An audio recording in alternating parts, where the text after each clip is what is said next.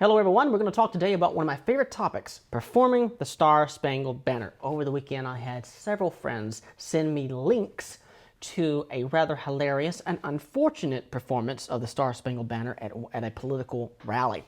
And if you have been watching the CPAC conventions, you understand exactly what I'm talking about. I'm not making fun of the young lady, but it is an example of how well-intended singers can absolutely commit musical suicide while trying to perform this song. So let's talk today. Why is it so challenging to perform? And maybe throw out some tips on how to adequately prepare. As a disclaimer, let me tell you what all good, smart singers do when a request comes in to perform the Star-Spangled Banner. You say, what day do you need me to be on? They give the reply, and then to which you respond, I'm so sorry, I'm not available that day. And you get someone else to do it because it is a daunting one. Matter of fact, I've been studying singing for 20 years, and unless certain conditions are met, I will not perform it live unless it's the right temperature and the right sound. And so I have my own set of standards.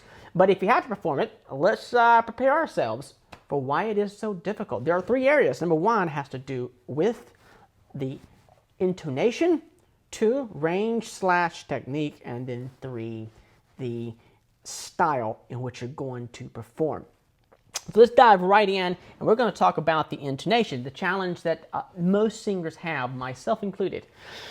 When performing this piece, let's say you're at an auditorium, there's a 0.75 to 1.5 second delay of the sound coming back to you after you made a sound into that microphone, is how do I stay on pitch? So if you're not familiar with music theory, and I have a scale here that the song is going to be performed in, the challenge that most singers face is how do I start in the same key and end in the same key? And for those who don't have perfect pitch, the way around this is a lot of recording of yourself performing it and getting it ingrained in your head what that key feels like. Matter of fact, if I were to perform this song live, I would have weeks of rehearsal before that performance date by having a click track playing in some recording software in my headphones, and I'm singing with it over and over and over, and then recording myself singing even a cappella and gauging to see how far am I getting off of that home key. And that's in a controlled environment. By golly, you stick yourself in a live stadium or outside and it's humid, it requires a lot of skill set to be able to stay focused and be in that same key, because there's so many places in the Star-Spangled Banner that you can just alter it by even a quarter of a step, not even a half step, but just a quarter of a step, and you keep doing that along the way, well, heck, you have raised the pitch a step or even a whole step. I've heard that happen before in the performances. The second big challenge on this song is the range and the technique. And let me hit record here so I can capture this.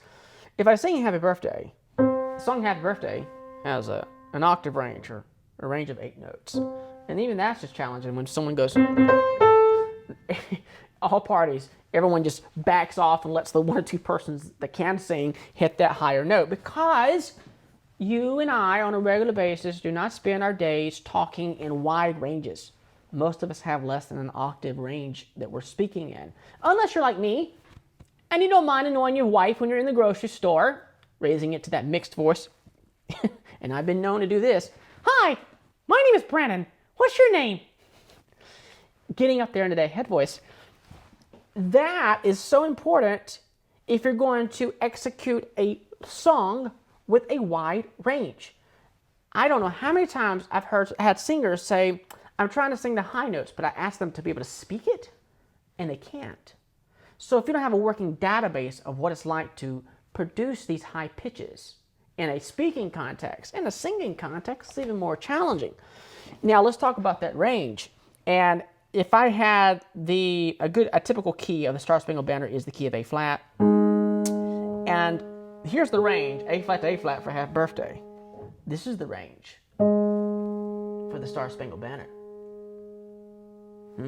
An octave and a half.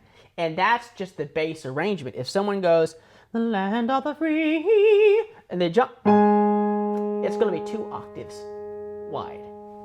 This is why it's so daunting, because the average lay singer does not have a usable 2-octave range. Even well-trained singers have a hard time producing a solid 2-octave range. I know we tenors typically have the smallest range because we can't get low. I mean, I'm not going to produce it. This is D below middle C. My. I'm not getting past that. Not publicly. Well, if you're in the key of D, that means the Star-Spangled Banner is going to be here. There's that A for the tenor. And not many tenors are going to go up and sing this D well. My high note that I'm comfortable with is A or B flat publicly. Anything I can do above that, but it's just not something I want to do on a regular basis. That is the range, but the technique we have to talk about is in order for you to do an 1.5 octave range, you have to at some point modify the vowels. I can't take the A vowel or O vowel, oh, and then to get up here, I can't sing it the same way. Watch what happens. Oh, it gets stuck. Oh, I got to change it just to get up there to that note and do it well. So if you haven't got experience with doing what's called vowel modifications, where the A, the O, the E, all of them have to open up a little more here in the back to sing those high notes, well, then you get this. And the rock is regular. I'm pulling up. No vowel modification in that chest voice is screaming. And then the other way is, and the rock is regular. We lose complete vocal compression, which has to go back to the exploration of the foundations of singing, the chest voice or the modal register, and then the middle, and then of course the head. You may not go entirely into head, and by head, and I know these nomenclatures can be confusing, I don't get into them a whole lot, but by head I mean the ooh, oh, oh. I probably wouldn't use that sound for the performance of the Star-Spangled Banner, but you have to have elements there in order to have a reference point of what it's like to thin out the vocal folds, because if I don't, then I have, and the rock is regular, I'm pulling up again, right? So I have to do vowel modification. I have to thin out the vocal folds a little bit, but keep it open in the back, just, and the rock is regular, just to get a decent sound out. Otherwise, it'll sound like a cat being run over by a weed eater. And then third challenge is, what kind of style are we going to use to sing this song? If I were at let's say an event like Daytona or Talladega, first of all, I would not be at a place like this. That's kind of outside my purview. But if I were to perform in a place like that, I probably couldn't walk out and go, oh, say can you see my... It's too classical sounding, and I think I'd get booed off stage by some of my relatives.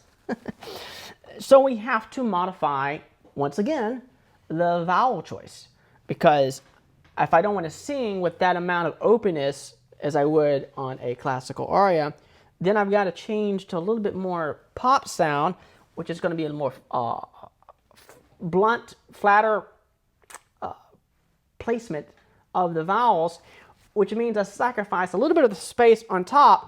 So instead of, and the rock is regular, I got to do something different. And the rock is regular, which is a little bit more strident, I think, but it's a lot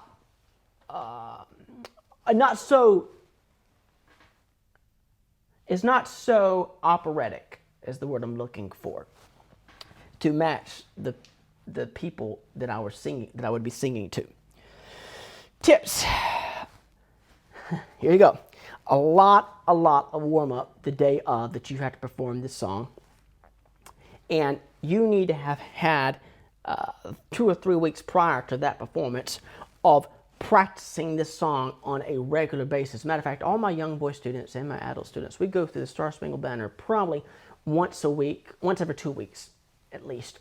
And some may stretch that a little longer than that, simply because it is so daunting of a song to sing that if you don't start when you're young and get it and ingrain in you just where it's like second nature, when that opportunity comes for you to sing, you'll butcher it. And I don't have any quick fixes on how to, okay, practice this 1 or 2 times and you're going to do the Star-Spangled Banner well. This is something that requires an understanding of navigating through various vocal ranges, vowel modifications, and then deciding on the style of music that you're going to perform this in. And then voices like mine, I'm not comfortable performing in all styles. I got 2 or 3 that I can imitate somewhat, and then there's some things my voice doesn't match. That requires you as a singer being aware of your strengths and weaknesses and choosing accordingly. All right, guys, thanks for tuning in. Hope this gives you some ideas on how to practice the Star-Spangled Banner.